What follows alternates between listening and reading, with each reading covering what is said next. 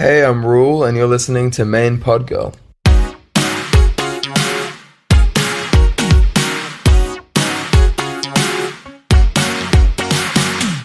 Hey, welcome to Main Pod Girl, a podcast made by Popheads for Popheads. Every episode will be diving into all kinds of pop culture topics with some of our favorite artists and music commentators. I'm your host, AJ Marks.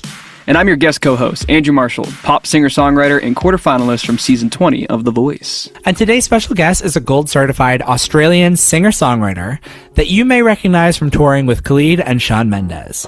He set the record as the youngest ever performer on Triple J's Like a Virgin and the youngest ever winner of Breakthrough Artist at the ARIA Awards. And his new album, Kicking My Feet, was one of my top albums of last year. It will legitimately give you goosebumps, so please welcome him to the show. It's Ruel. I'll just start by saying, huge fan of yours, man. We were just catching up the other day, and he was like, dude, I'm going to have Ruel on the podcast. I'm like, what? Like, that's so sick. So I'm just grateful to be here, man. Grateful to just kind of like hear more about your process, hear about this album. And we heard that you wrote like a ton of songs for this record, like over 200 or something like that. Like, what was the process like for that? Yeah, it was just a long time writing. I think I spent around a year and a half just in sessions in LA, just writing by myself, just really just letting the tap flow for as long as possible. But I kind of had, I guess every 10 or 20 songs that I wrote, I would pull one out and put that on the whiteboard and be like, this is a non-negotiable. Like, this has the day I wrote it, I would be like, this has to be on the album in any way, shape or form. And I think I kept doing that until I had around 20 songs. And then it was a lot easier to cut from there to make something cohesive. And yeah, I think that's kind of why I ended up with so many. I think I kind of kept writing until I started writing the same song over and over again, which definitely tends to happen after like a year and a half and after like 200 songs. It's funny, I would get back from a session and it would have the exact same melody as a song that I wrote the other week and I wouldn't even notice. So yeah, you start to drown in it. Yeah, speaking of the duplicates, actually, if there were things that were just a little too similar to include on the album, I'm curious if any of these 11 tracks that made the final cut had duplicates out there, and if so, what were the differences on those tracks that made them the inferior version? Well, yeah, out of the tracks on the actual record, I don't think there were any duplicates, because I think one of those songs, I would know immediately if I was replicating it because they were already on the whiteboard. All the duplicates were just really like bad, boring, forgettable songs. Copies and that's of why other forgettable songs, yeah. Yeah, exactly. But I don't know, the kind of reason, like the choosing process anyway, what kind of made the songs that got picked not sit on the cutting room floor was really just the immediacy of it, and also the fun you had with the people making it is always a big part, because you kind of, all songs, I think for most people, all songs, and whether you like a song and whether you feel connected to a song, is a lot of the time attached to a memory. And like whether you listen to a song for the first time in a car with your best friends and you're having a good time and you like love a song for the first time because it's attached to a good memory. I feel the same with songwriting. Like if you have a great day writing it, in your mind you're going to feel more connected and kind of have more, you're going to feel like it's more special. And then also when you work on it in the future, because obviously you write a song in one day and then you work on it for months to finish it in terms of production and everything else. And if you're working with good people, it makes that process a lot easier. Yeah. So were there any songs, I know that you said like the immediacy is like kind of the thing that made you want to include certain things on this album, but were there any songs that like you didn't right away, you didn't put on the whiteboard, and then you kind of came around to them later, like they got stuck in your head and you're like, oh, maybe this is a little stronger than I thought it was? That's a good question. Possibly No News is Good News, I think was one of them. I think that one was also one that just came really late in the writing process of the album. So I kind of already had 10, and I think it replaced another kind of guitar ballad. And I wasn't expecting to replace that one, because of the one that I did have, I also really, really loved.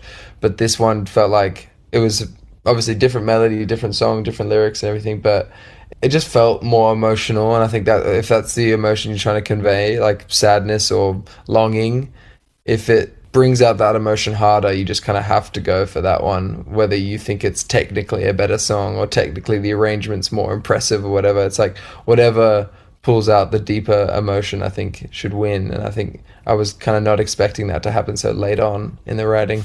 If there is a song that kind of has that place on the album, right? Like it's the deep emotional ballad, or it's the lead single, or it's the kind of up-tempo-y kind of whatever. Yeah. If it feels like there's something that's kind of in the same bag as another song that's already on the track list, that would be like a replace for you instead of adding both of them, kind of? Yeah, I think so. I think I kind of wanted that album to feel like it had a journey of ebbs and flows, and I think there was already another couple that was like, the piano ballad, and then there's more of like a kind of slow jam, or like with Destroyer, it's not necessarily a ballad, but it's still slow and hitting that emotional tip. And I think in that kind of pocket of the album, I feel like another guitar ballad would have just made the whole album go a little bit too sad. Yeah. I was catching up on some of your recent interviews about this album, and what stood out for me was you just saying how this album feels like the most like clearest vision that you've had recently of any of your projects. And I'm just curious, like, obviously, I heard some bits and pieces of that, but what about the process made you feel like that? Was it like the themes that you're hitting on? Is it a different part of your life? As an artist myself, just like it's so hard and difficult to kind of try to find your specific lane. And I think you've always had such a sound. We were just talking about it before we started, just like it's just distinctively you, whether it's, the way you use harmony or the way that you're distorting certain guitar tracks throughout the track to make it seem, continue to climb.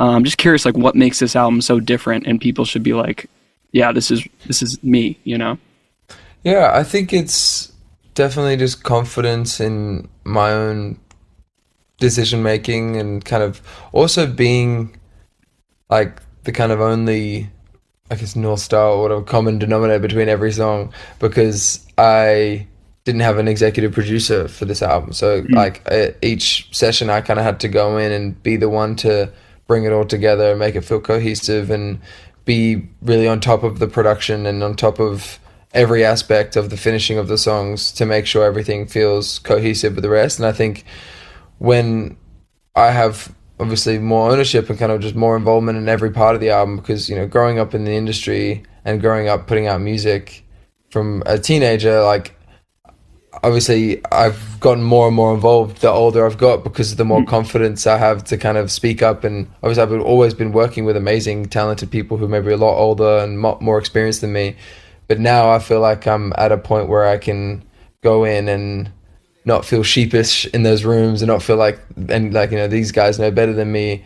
I've come in now, it's like, this is my album, I'm like the only one who can make this sound like it makes sense, because I'm the only one that's kind of carrying through each song. And I think that kind of extra bit of responsibility and pressure helped, and made me feel like the whole album as a whole felt more from my soul directly, to the ears. Like, it's like you got a real seat at the table, like just freeing in a sense too, just to know that you can. Yeah, I think so. I think knowing that from now on as well in the future, it's just like, I feel like I'm only ever going to get more involved and obviously more self-sufficient. So yeah, I think it's a weird place to be. Obviously most artists, I feel like, start doing it all by themselves and like that's like how like, yeah, and then they grow to let other people in. But I think because obviously I came in so young and came in so green to this industry, I'm kind of going the other way around. Yeah.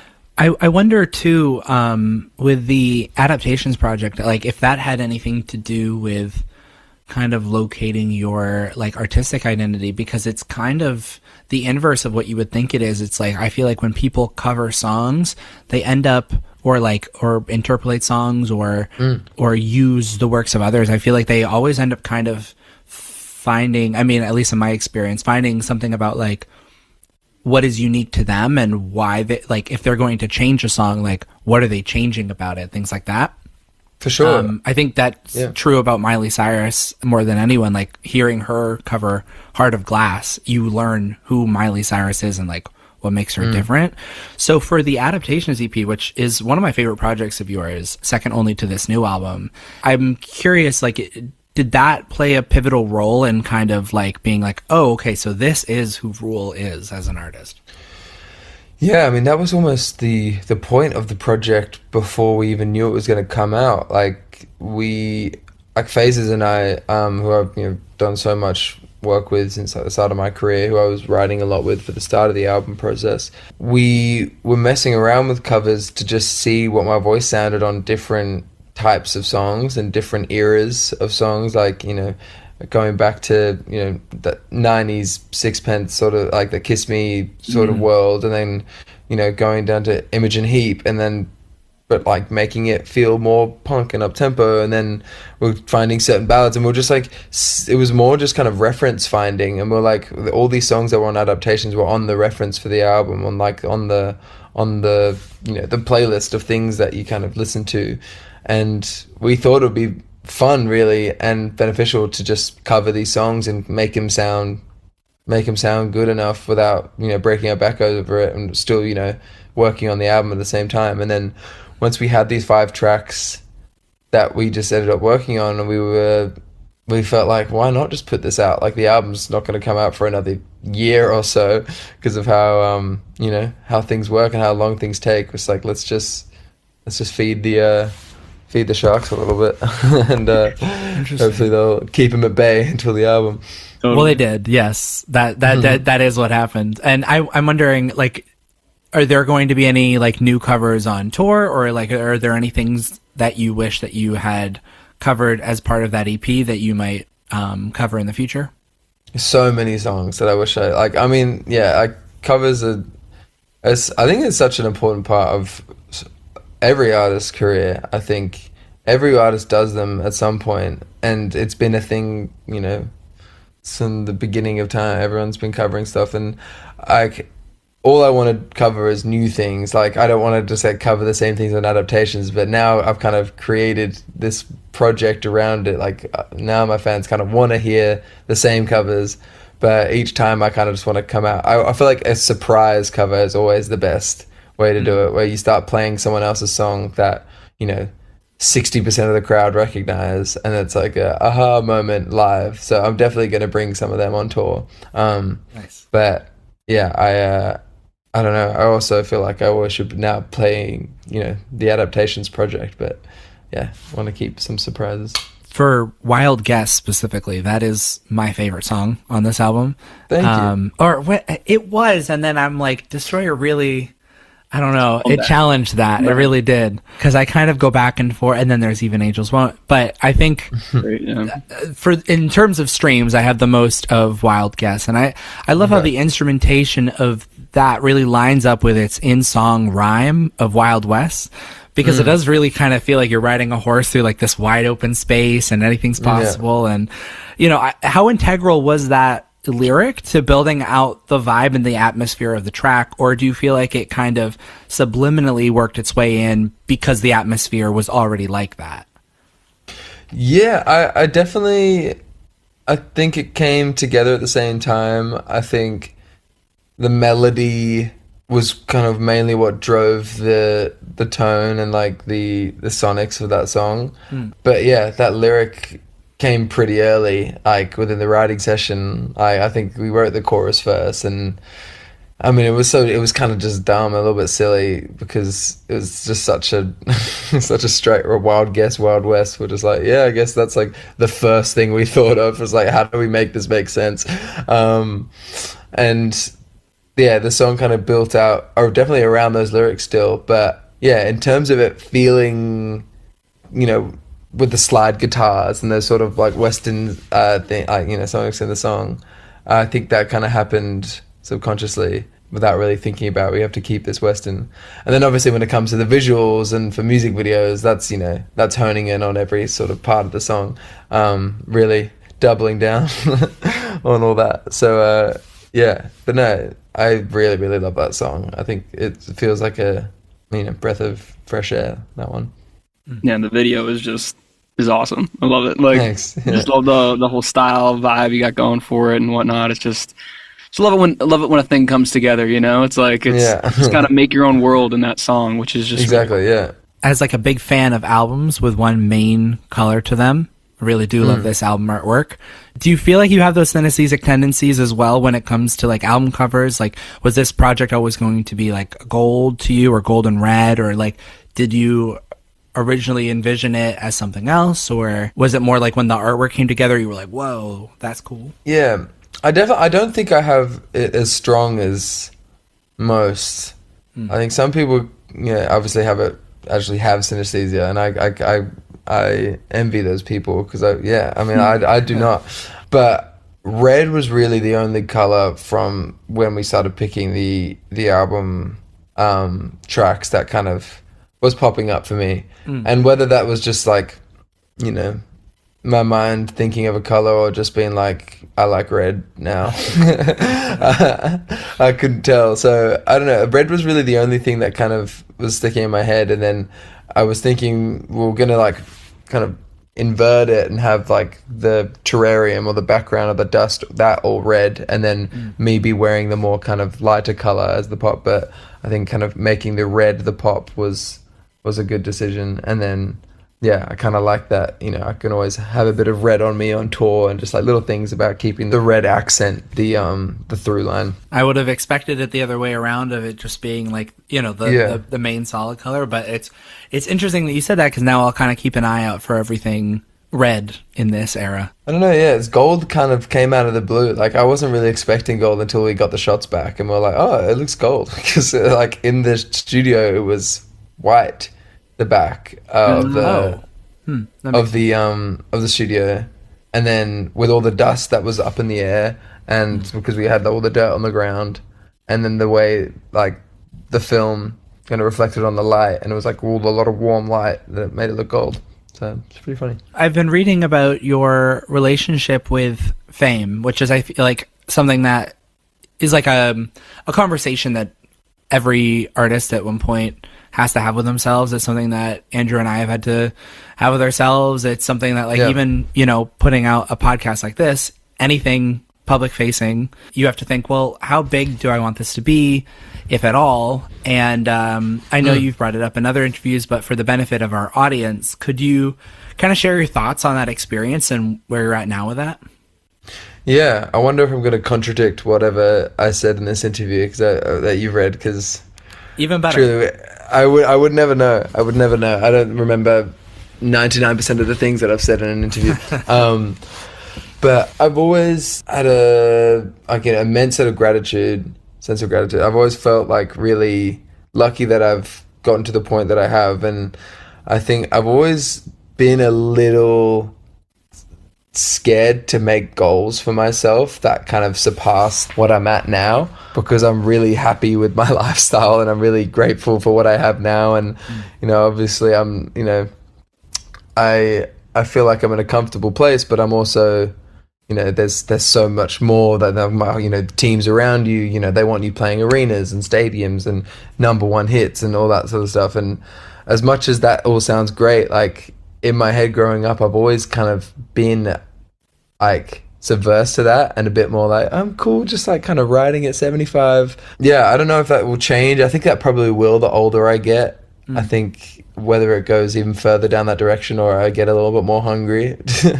But I've always just felt really gracious for what I have now and the life I can live now, and I wouldn't want to gamble it for anything else, Yeah, I mean, you have artists like Charlie XCX and Chappell Roan and Zara Larsson being very upfront with that conversation with themselves and whether they want more or whether they want less. And they might be on completely different ends of the spectrum, but I love how refreshing it is that it's like artists are able to have these conversations. I just watched that Zara Larsson documentary, and that was like so eye-opening to see an artist so openly just honest about where they want to be and where they feel they're at, and that kind of that yearn for success, but also like humility behind it as well.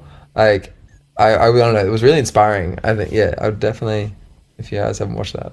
Yeah, she has that song. She's a friend of the podcast, actually. She's been on here a few times. Oh, cool. Loves Zara Larsson. But she, I have not seen the documentary, but I will. She has that song called The Ambition on her most recent album, and it's like all about like, so what if I want a Grammy and I want to be Beyonce and I want to, like, she's like, I know that I'll keep pushing myself, and, you know, but also like going the back and forth of like, is this misguided? Is this like trying to like heal an inner child kind of thing? You know, I feel like we all kind of like have to think about that and think about like the practicality of like, you want to, obviously you always want to do your art at like the highest, you want to have access to the producers you want to work with and the songwriters, and you want access to the budget too for things that you want to do. But at the same time, you're also like, it comes with a lot of downsides, which is something that Chapel Roan's talked about, where it's like, you know, it's not always where people want to be, that people don't always like actually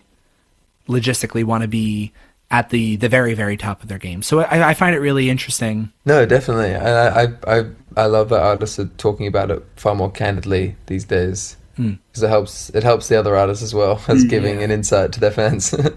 Yeah, and you're vulnerable on this album, and like that is kind of, I guess, the theme of this most recent like era. So for sure, I feel like that is also like in the spirit of vulnerability. It's like, you know, sharing your own personal ambitions, like they are kind of in your control and kind of out of your control. It's kind of like, I feel like, you know, fans will really resonate with that. No, I think artists alike too. I mean, I think on any side of the spectrum, I mean, just hearing you say that stuff is interesting to me as well. I mean, like, yeah, you get older, things change, and sacrifices become more prevalent. And like, all right, am I doing this or am I doing that?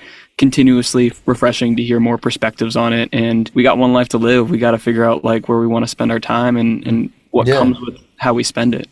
I think now with this album, I felt more sure and more certain than ever of, you know, the project and kind of how I wanted that to roll out, how I wanted that to be, and how I wanted it to be perceived by the fans.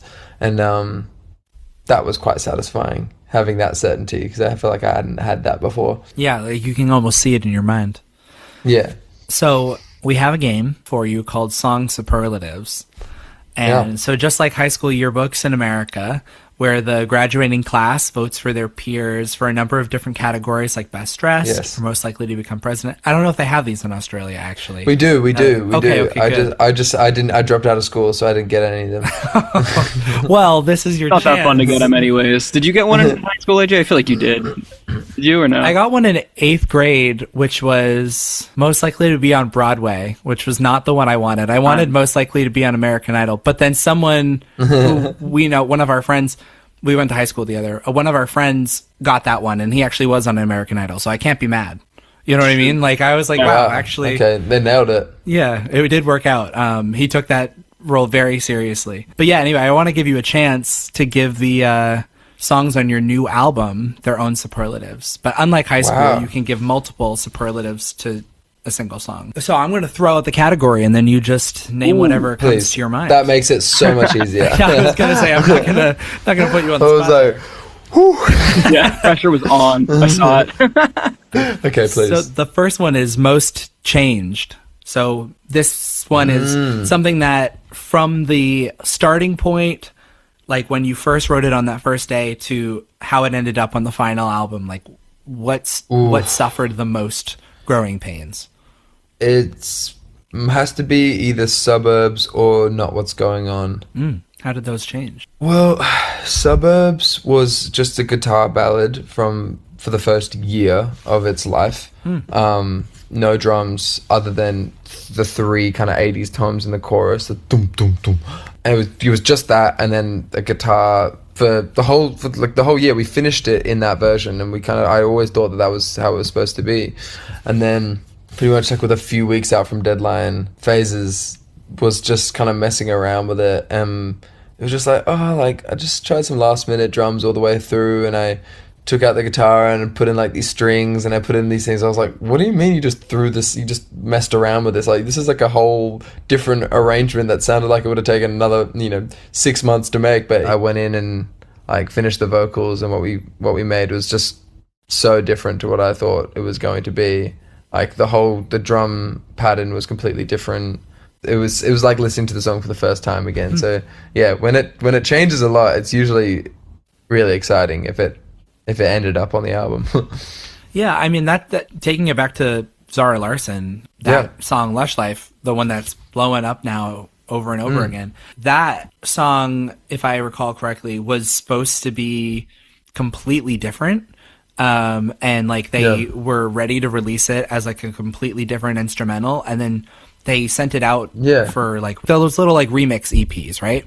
Yeah. And they liked one of the remixes so much that they were like, this is the song. This is like the actual thing. So it's kind of, it's like listening to the song for the first time. And then she recently, like a couple years ago, released like the retro version, which was the original version. So, you know, those demos that are out there that you were sure were gonna make the album, maybe that could be repurposed in some way.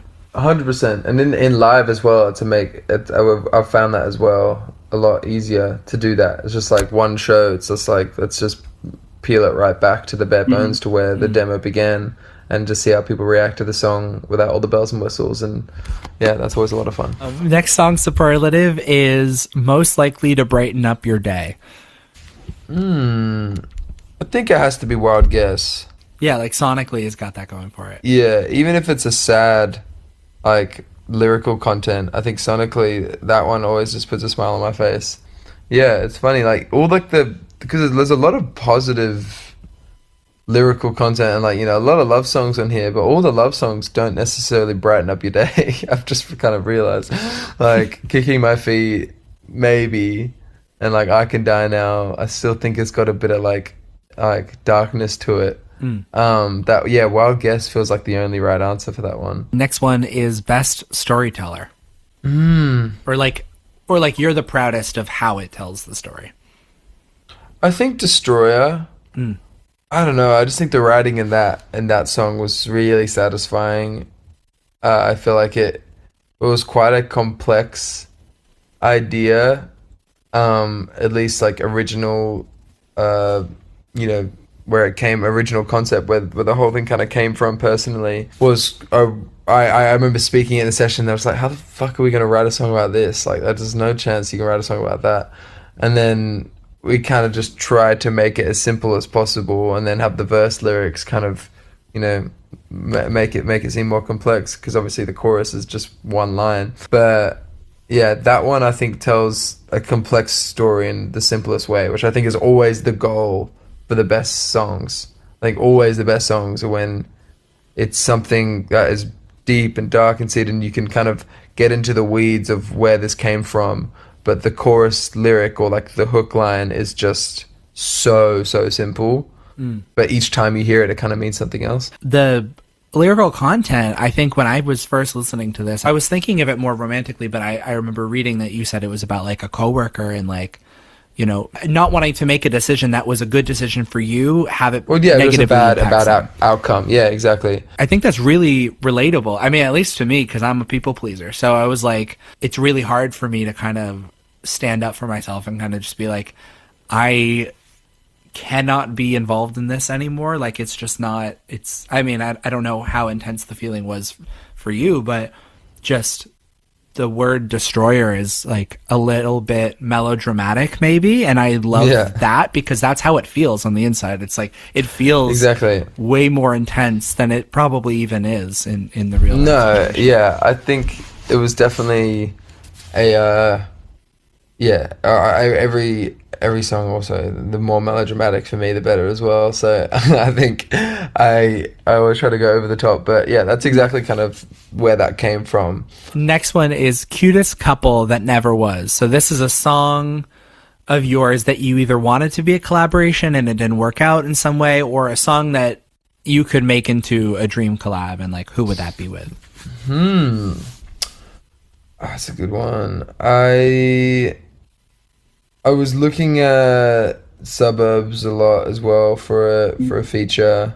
But yeah, I think that song felt like it was calling for it in the first demo, just a change of pace. And I think we had the original verse melody we had was up an octave, so it was like, it was feeling like it was perfect for a female duet. But then again, I was just like, I always find like lyrical duets, it's like if you get someone, obviously you want them to write their own verse on it, but you don't want it to like take out the context of the song. And it's like when you're singing a duet with a, I can say another of the female artists, it's like, are we now talking about each other? Like, are we talking about Right. different our own partners? Are we talking about like, the context behind it always kind of gets skewed for me. And I think when I listen to duets, I'm like, I can't tell if like the two leads are singing about each other and they're in love and that's like the role that they're playing, or they're talking about their own experiences.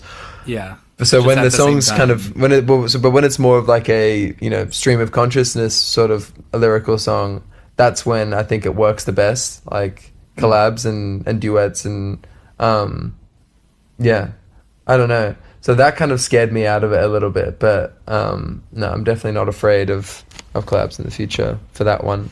Like, I find it really funny when like two straight men are on the song together and then they're both singing about their love lives, but it in a weird way kind of also sounds like they're singing about each other. And you're like, or they're singing about the same girl. yeah, they're singing about the same girl, exactly. And then you're like, maybe it's like there's nothing wrong with it, but it sometimes if you listen to it with that context, it's just kind of funny. Yeah, exactly. It can take you out of it because it feels like they don't know, but we know. It's like, oh, you guys don't know this is what it sounds like.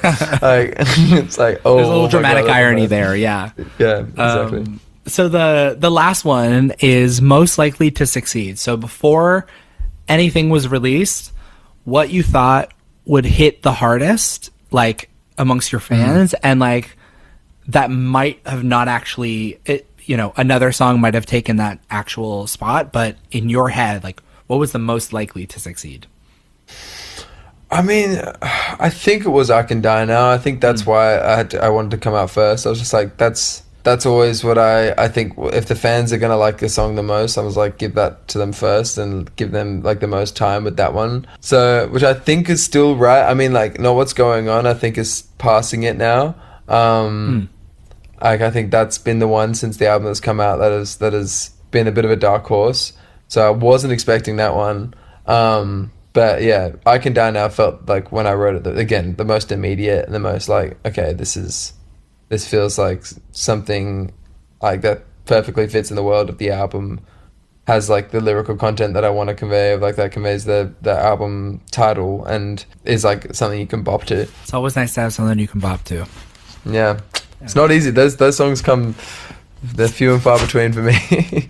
One of my favorite songs that you've put out is like Growing Up is Space. I don't know how you reference that, but dude, like I just think that's such a like when I first moved to Nashville, I used to listen to that song all the time, like driving back from a gig or something. And like, I just think that song, and a lot of songs like The Suburbs comes to mind, and like some of the songs that you were talking about in terms of just being so raw and vulnerable about certain things in your life. And I just think it's such a unique perspective on things, because a lot of people just want to write a love song or something about that. But like when I listen to that song, I think about like things that uncomfortable truths that I've had to face, of actions that I've had, and it's like, and you listen to it, I'm like, oh wow, like he's gone through stuff like that too, and things where I hurt someone when I didn't mean to, and it's like, no, and I just catch that a lot with this stuff too, and I guess it's just, as someone that tries to write vulnerably too, like where's your head at with that kind of stuff? Do you dive deeper into those things, or do you kind of, try to make it broad? Like, I don't, like, I guess just hearing your perspective on that kind of stuff and the deeper things that for you, or...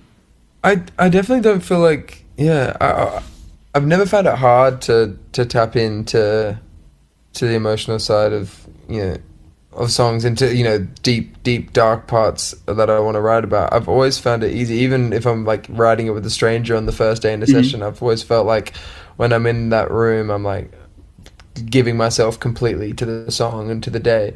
Yeah, for songs like that, I think it's going into specifics and actually talking about true experiences and actual lived things, and not overthinking if something rhymes or if something sounds or looks cool. Just say it how it is, and usually that's what will translate and feels more authentic. And I think for songs like The Suburbs and Growing Up Is, where they're very much coming of age type songs, I think the rawness and the authenticity will always shine through over just trying to sound cool or trying to sound artsy or trying to sound, I don't know. One of my favorite quotes from John Mayer is like, he always says, like, when you're writing a song, it's like, it's the universe through a glass of water or through a blade of grass. And he's just hitting on that kind of stuff. It's like, you think that going specific would make it weird, but it opens up a whole new layer of feeling and emotion that like people understand, and they're like, no, I felt that complicated thing. You talk about, like, you think that, that would only happen to me. It's like, no, that's like a canon experience for billions of other people.